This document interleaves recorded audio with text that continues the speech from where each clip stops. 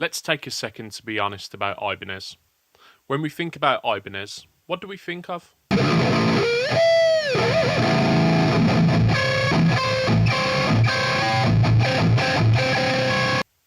Not that.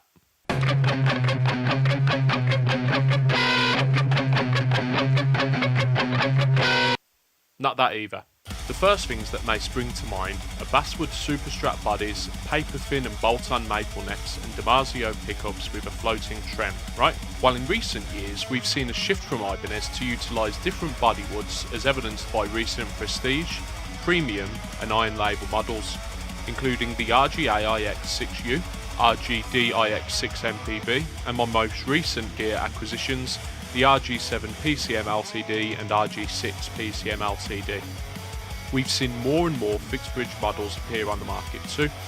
In fact, some of my favourite models in recent years have come in both fixed and floating bridge configurations. Alongside these additions to the Ibanez range, we've also seen more body styles that contrast the iconic RG, such as the RGA with its arched top body, the RGD with its beveled horns and aggressive aesthetic.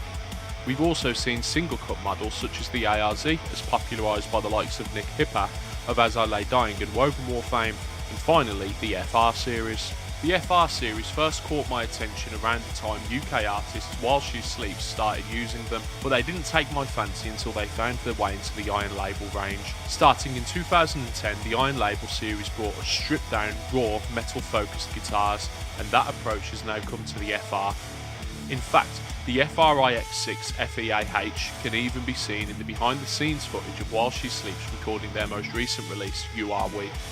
Featuring mahogany bodies with ash tops, the bolt-on Nitro Wizard maple and Babinga necks, ebony fretboards, Gibraltar 2 fixed bridges, Goto locking tuners and EMG active pickups, these guitars are everything the modern metal and metalcore guitarists need to be. When I think of the metalcore music of Trivium, Bullet for My Valentine and Killswitch Engage, I immediately think of a mahogany-bodied guitar with 25.5-inch maple neck and ebony fretboard with an EMG 81 in the bridge. This has arguably been the sound of metal since the late 1980s when Metallica members James Hetfield and Kirk Hammett popularised their usage in the genre. These guitars are some of the most fun I've had with EMGs in a long time, having used Damasios and bare knuckles for a few years now and seeing people in droves switching over to high output passives. It's easy to forget that the EMG 81 is still the go-to bridge pickup for metal music even after all these years. Plugging these guitars into a boosted PV or EVH 5150 into a Mesa cab, mic'd up with an SM57 and MD421, all the equivalent amp models illustrates the tonal power available. The EMG 81's clarity, attack and growl still make them applicable in a wide range of situations, including crushing rhythms, soaring leads and clear cleans.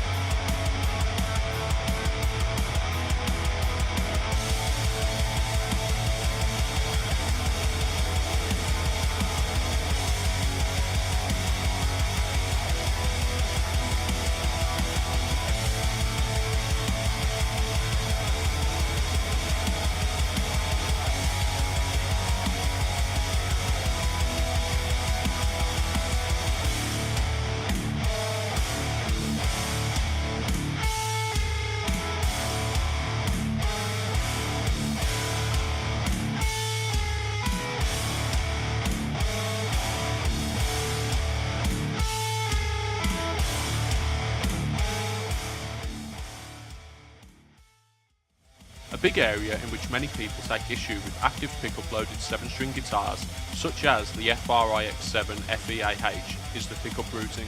The soap bar routing has generally been frowned upon by players due to the difficulty in sourcing replacement pickups.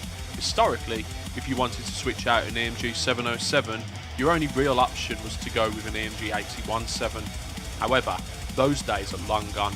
Brands such as Seymour Duncan came to market years ago with their answer to the EMG in the form of the Blackouts, with more output, more highs, more lows, and what is considered to be a more organic sound. Not only that, but they now offer many of their passive pickups in the same format as the EMG 707, including the fantastic Nazgul, Pegasus and Sentience, and the recent release of Mark Holcomb's 7-string Alpha and Omega sets. Other brands that offer their products in soap bar format are Bare Knuckle and Lundgren. The 707 routing is no longer an issue as far as customization is concerned, but it may be an issue around personal aesthetic preferences.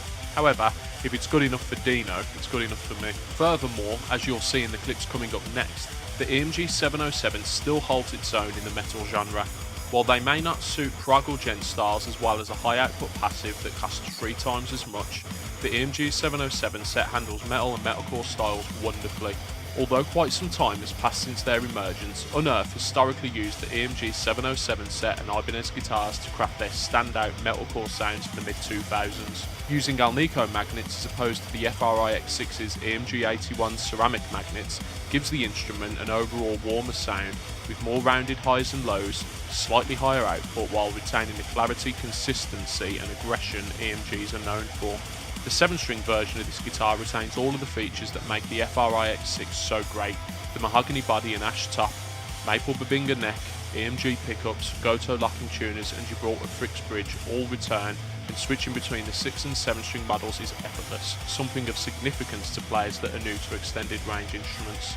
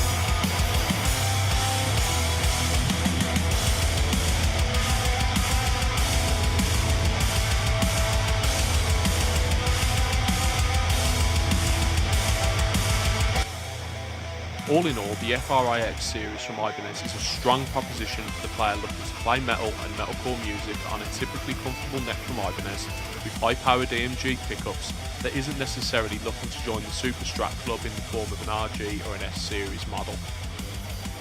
All of the features beloved by Ibanez fans of decades past have found their way into these instruments, such as a thin, flat neck, easy to set up design with easy to access truss rods and effortlessly adjustable bridges, and, most importantly, fantastic tone.